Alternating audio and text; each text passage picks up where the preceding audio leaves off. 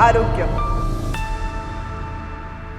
Hi hello नमस्ते, मैं हूं अपूर्वा और आप सबका स्वागत है हमारे विशेष कार्यक्रम में जिसका नाम है आरोग्य। दोस्तों, कोविड के बाद से इम्यूनिटी ये शब्द बहुत सुनाई दे रहा है। इम्यूनिटी बढ़ाने के लिए बहुत सारे प्रोडक्ट्स भी है मार्केट में, पर हम सब कंफ्यूज हो जाते हैं कि इम्यूनिटी बढ़ाने के लिए कौन सा प्रोडक्ट यूज करें, इम्यूनिटी है क्या, आखिर इम्यूनिटी कम क्यों होती है। इन सारे सवालों के जवाब देने के लिए आज हमारे साथ मौजूद है आयुर्वेदिक डॉक्टर अविनाश शिंपी। वेलकम डॉक्टर जी। डॉक्टर अविनाश आयुर्वेदा में एमडी है और कई सालों से आयुर्वेदा की प्रैक्टिस भी कर रहे हैं। डॉक्टर, आयुर्वेदा के हिसाब से इम्यूनिटी क्या है, इम्यूनिटी का मतलब क्या है? जी, आयुर्वेद में इम्यूनिटी के बारे में बहुत कुछ उपलब्ध है। चरक संहिता, सुश्रुत संहिता, इन संहिताओं में रोग प्रतिकारक शक्ति बढ़ाने के लिए यानी कि वैदिक क्षमता बढ़ाने के लिए क्या करना चाहिए, वो कैसे आती है रोग प्रतिकारक शक्ति, इसके बारे में बहुत अच्छी तरीके से वर्णन किया गया है। आधुनिक चिकित्सक भी आजकल जिंक, कैल्शियम या फिर आपको देखा जाए तो ऐसी दवाइयाँ देते हैं विटामिन सी वगैरह जैसी कि जो कहते हैं कि इससे आपकी इम्यूनिटी बढ़ जाएगी। इम्यूनिटी कोई ऐसी चीज नहीं है जो एक ही दिन में या फिर ऐसा तुरंत आपको दी जा सके। इसके लिए आपको दवाइयों के साथ साथ में निरंतर प्रयास भी करना होता है। इसके लिए लाइफस्टाइल करेक्शन, डाइट करेक्शन, इन सब की जरूरत है। ये ऐसा नहीं है कि आपको एक दिन में तैयार किया जा सकता है। तो आयुर्वेद में इसके लिए क्या दिया गया है? तो आयुर्वेद में दिनचर्या वर्णन की गई है, ऋतुचर्या वर्णन की गई है। दिनचर्या यानी कि क्या?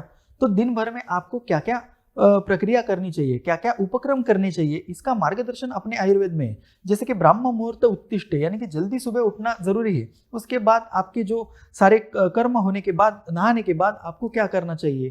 तो आपको नाक में दवाई डालनी चाहिए, कर्ण पूरण करने चाहिए। उसके अलावा मुख गंडूश, कवल, यानी कि आप अगर देखेंगे कोरोना में जो बीमारियां हुई वो अपने कहाँ से फैली? तो वो एयर मतलब जो एयर रूट है उसकी वजह से फैली। तो वो नाक और मुंह से जाने वाली बीमारियां है। तो इसके लिए कवल, गंडूश ऐसे धारण करने के लिए कहा गया है। तो ये कवल गंडूश क्या है? इसमें तेल या फिर काढ़ा जो है मुंह के अंदर धारण किया जाता है ऐसे समय तक जब तक आंखों से आंसू ना आए। तो यह भी एक दिनचर्या का भाग है। उसके अलावा और क्या बताया गया है? व्यायाम। तो आयुर्वेद व्यायाम करने के लिए क्या सलाह देता है? तो अर्धशक्ति व्यायाम करने के लिए आयुर्वेद सलाह देता है। यानी कि आपको एक बार पसीना आने लग जाए, आपकी जो शक्ति है, मतलब आप अगर 10 उठक बैठक कर सकते हैं तो आप 5 ही करने चाहिए, ऐसा आयुर्वेद बताता है। इसके अलावा आयुर्वेद में और क्या क्या चीजें हैं? तो व्यायाम करने से पहले या व्यायाम करने के बाद आपको तेल लगाना बहुत जरूरी है। अभ्यंगम आचरित नित्यम, मतलब रोज तेल लगाकर मालिश करने के लिए सलाह आयुर्वेद में दी गई है। इसके अलावा भी दिनचर्या में बहुत सारे उपक्रम बताए गए हैं। और क्या कर सकते हैं? ऋतुचर्या यानी कि क्या? सीजनल जो चेंजेस होते हैं हमारे भारतवर्ष में 6 प्रकार के अलग अलग ऋतु बताए गए हैं, जैसे कि वसंत, ग्रीष्म, हेमंत, शिशिर, वर्षा। इस प्रकार के ऋतु हमारे आयुर्वेद में और भारतवर्ष में बताए गए। तो ये जो ऋतु है इसके अनुसार हमारी दिनचर्या होनी चाहिए। तो कौन से ऋतु में क्या खाना चाहिए, कौन से ऋतु में क्या बिल्कुल नहीं खाना चाहिए, इसका वर्णन किया गया है। जैसे कि ठंडियों में हम जनरली आप देखेंगे तो ऐसी चीजें खाते हैं जो पचाने में बहुत ज्यादा देर लगती है। तो वो चीजें ठंडी में क्यों खाते हैं? क्योंकि तभी अग्नि प्रदीप्त रहता है। पाचन तंत्र का बहुत ज्यादा निकटता से संबंध है इम्यूनिटी के लिए। मतलब आपका पाचन तंत्र खराब है, आपको बहुत सी चीजें पचती नहीं है और आप कह रहे हैं कि मुझे इम्यूनिटी बढ़ाने की जरूरत है, तो ऐसा होता नहीं है। इसलिए ऋतुचर्या का पालन करना भी बहुत जरूरी है। लोग आते हैं और कहते हैं कि हमें इम्यूनिटी बढ़ा दीजिए, तो इतना साधारण तरीके से नहीं हो पाता है। आजकल लोग कैसे बताते हैं कि अगर वजन ज्यादा है तो हमारे यहाँ पे जनरली टर्म इस्तेमाल होती है कि आप हेल्दी है। तो बिल्कुल नहीं जी। हेल्थी का मतलब क्या है? आयुर्वेद स्वस्थ व्यक्ति की क्या व्याख्या करता है? तो आयुर्वेद में बताया गया है, समदोषा, सम अग्नि, सम धातु, मलक्रिया, प्रसन्न आत्मेंद्रिय अर्थ मनाह स्वस्थ इति अभिधीयते। तो ये जो बताया गया है इसका क्या अर्थ है? तो आयुर्वेद कहता है समदोषा मतलब जो वात, पित्त, कफ है, इनकी समान अवस्था में होना बहुत जरूरी है। शरीर में इसके क्षीण होना यानी कि कम होना या फिर बढ़ जाना ये भी बहुत गलत है। तो आप हमेशा याद रखना चाहिए कि सभी जो दोष है ये समस्थिति में होने चाहिए। इसके अलावा क्या है? सम अग्नि, मतलब अग्नि के जो 3 प्रकार बताए गए हैं, तीक्ष्ण अग्नि या फिर क्षीण अग्नि मतलब मंद अग्नि, और एक रहता है कि सम अग्नि मतलब ऐसा अग्नि जो भूख आपको पर्याप्त स्वरूप में लगे, ना कि ज्यादा ना कि कम। अगर कम भी आपको भूख लग रही है तो वो भी गलत है, और बहुत ज़्यादा लग रही है तो वो भी बहुत ही गलत है। तो आपको ये सम अग्नि इसके लिए बताया गया है। उसके बाद आपको बताया गया है मल, सममल, मतलब क्या, 3 प्रकार के मल जो कि जनरली बताए गए हैं आयुर्वेद में, जिसमें स्वेद है, मल है और मूत्र है। तो इनकी जो ये मतलब जो क्वांटिटी है या फिर क्वालिटी है, ये ज़्यादा नहीं होनी चाहिए या फिर ये कम भी नहीं होनी चाहिए। तो ये मल के बारे में भी बताया गया है। मल क्रिया और जो शरीर की क्रिया है उसमें भी सेम इसी प्रकार से बताया गया है कि ये बहुत ज़्यादा भी नहीं बहुत कम भी नहीं होनी चाहिए।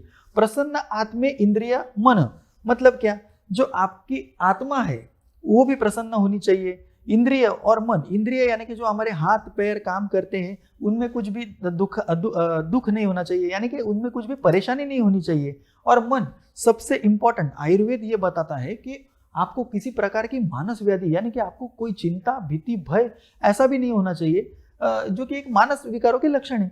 तो इतना ब्रॉड स्पेक्ट्रम आयुर्वेद देखता है, ना कि ऐसा कि वजन ज्यादा है तो हेल्दी है, वजन कम है तो अनहेल्दी है। ये इतना सिंपल नहीं है। तो इम्यूनिटी बढ़ाने के लिए ऐसा कुछ करने की बजाय अगर हम ये सारे आयुर्वेद में बताए गए जो पॉइंट्स है, जो दोष है, अग्नि है, इसके ऊपर अगर हम साम्यता लाए तो आपकी इम्यूनिटी बढ़नी ही बढ़नी है। ओके डॉक्टर, तो हम बहुत बार सुनते हैं कि इम्यूनिटी कम है या कम हो गई है, तो इम्यूनिटी कम क्यों और कैसे होती है?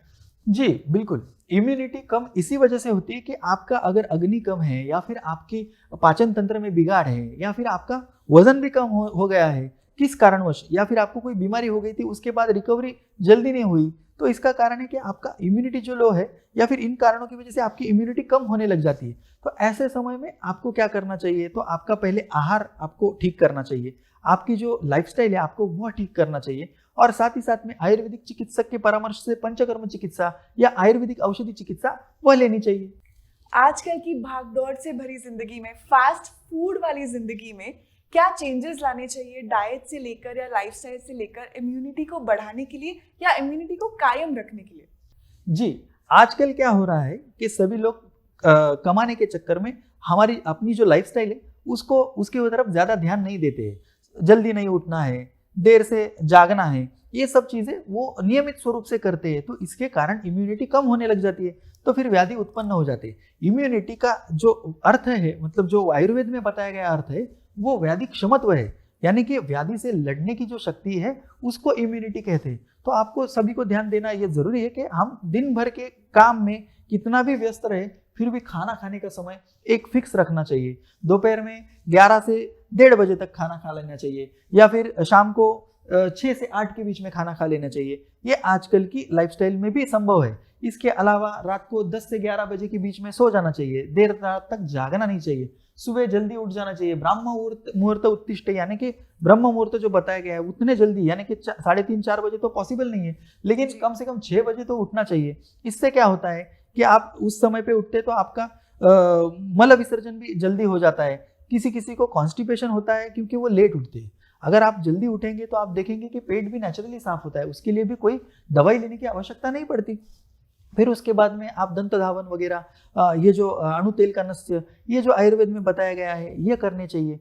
खाने पीने में क्या खा सकते हैं, तो फर्स्ट ऑफ ऑल आपने सब हेल्दी चीज़ें खानी चाहिए, जैसे कि गेहूँ, चावल या फिर ज्वारी, बाजरी। आज अभी हमारे सरकार ने भी मिलेट्स के रिगार्डिंग बहुत मार्गदर्शन करना शुरू किया है। तो आप मिलेट्स अगर देखेंगे, जो छोटे प्रकार के धान्य हैं जिसमें कोदो, साड़ी, राड़े, सावा, कुटकी, ये सारे छोटे छोटे धान्य हैं, इनके कारण बहुत अच्छी तरीके से इम्यूनिटी उत्पन्न होती है। और ये जो धान्य है ये खाने से कोई भी अलग बीमारियां नहीं होती है।